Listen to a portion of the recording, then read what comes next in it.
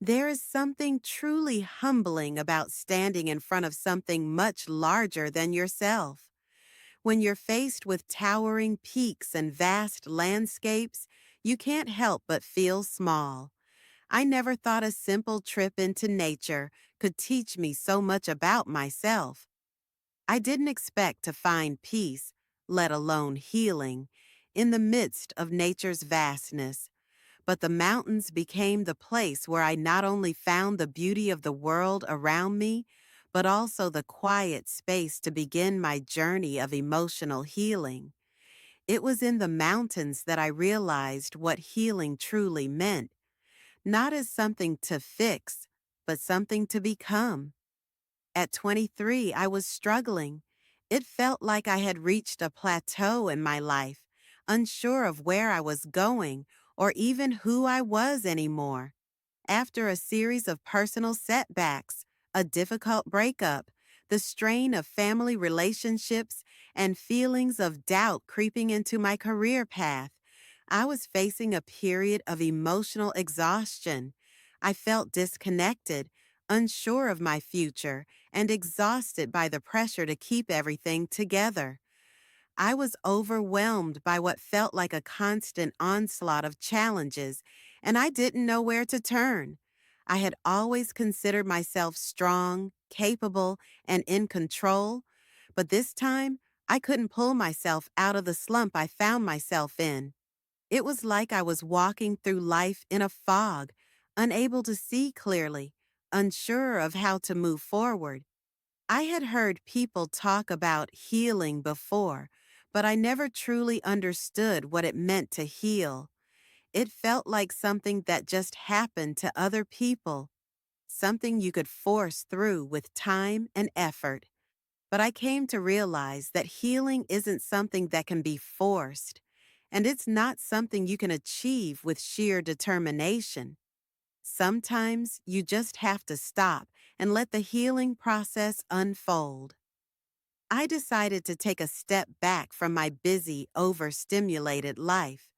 A friend of mine suggested a hiking trip in the mountains, and at first, I was hesitant.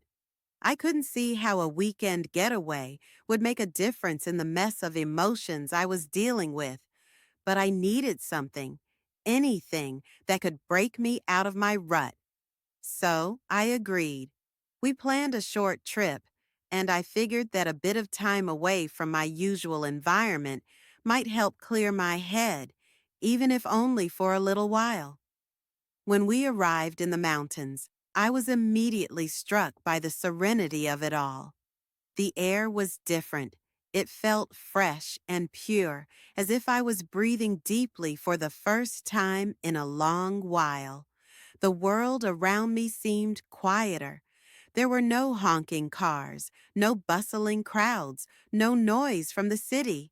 It was just the sound of nature, the rustling of leaves, the chirping of birds, and the breeze whispering through the trees. I had spent so much time surrounded by noise, by expectations, by the need to constantly move, that I had forgotten what stillness felt like. It was in this quiet, away from the demands of the world, that I began to hear myself again. I hadn't realized how disconnected I had become from my own thoughts, my own emotions. I had been so focused on doing, achieving, planning, working, that I didn't know how to just be. But here, in the mountains, I could hear my own thoughts again, and it felt like a revelation.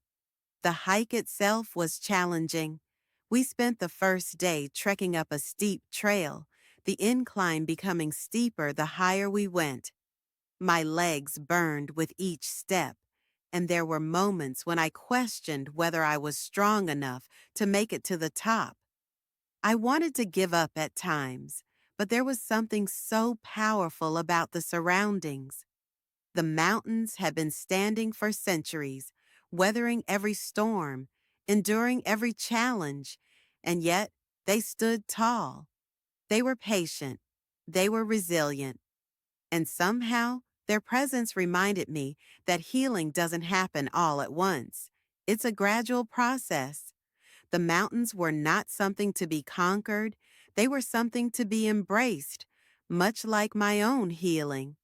As we hiked, I felt my worries start to fall away. With every step, I was getting closer to the peak, but I was also getting closer to understanding myself. The more I walked, the more I realized that I wasn't just moving toward the top of a mountain, I was moving toward clarity. On the second day of the hike, we reached a viewpoint where we stopped to rest. Sitting on a large boulder, I looked out at the landscape below. The vastness of it all overwhelmed me. The valleys, the rivers, the patches of forest. It all seemed so small from up here. And for the first time in a long time, I felt a profound sense of peace. The problems I had been carrying with me, my insecurities, my doubts, my past, felt like they had shrunk to almost nothing. I sat there for a long time, letting the quiet envelop me, letting myself feel all the things I had been holding back for so long.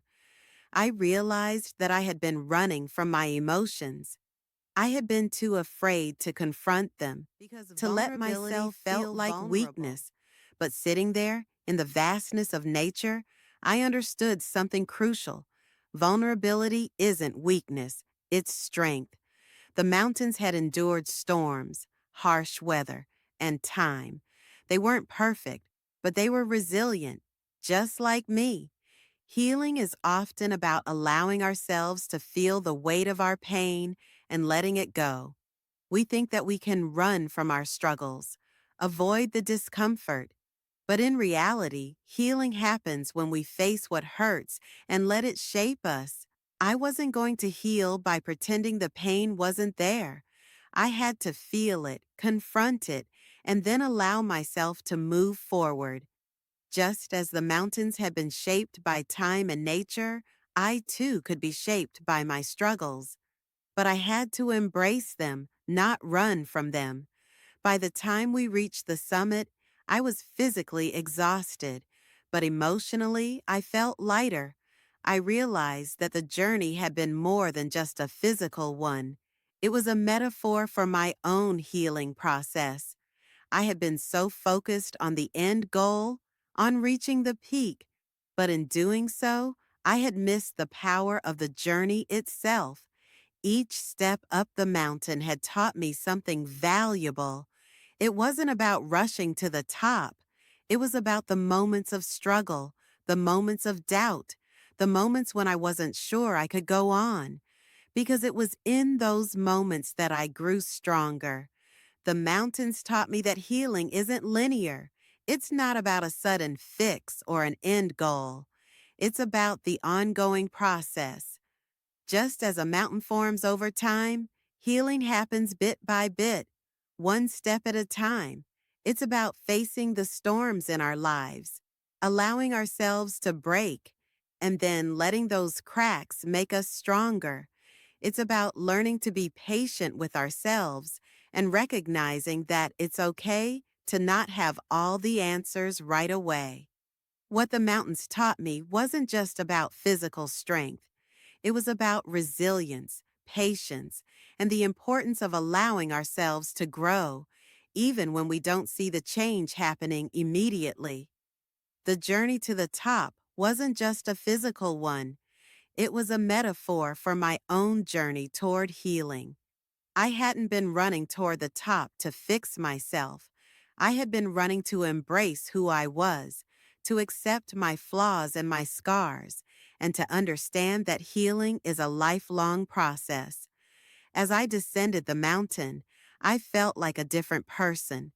I still had unresolved emotions, still had areas of my life that were in flux, but I felt more connected to myself. I felt a sense of peace and acceptance that I hadn't felt in months. I had allowed myself to experience the process of healing, and in doing so, I was able to see the beauty in the journey itself. The mountains taught me that healing is a process. It takes time, patience, and perseverance.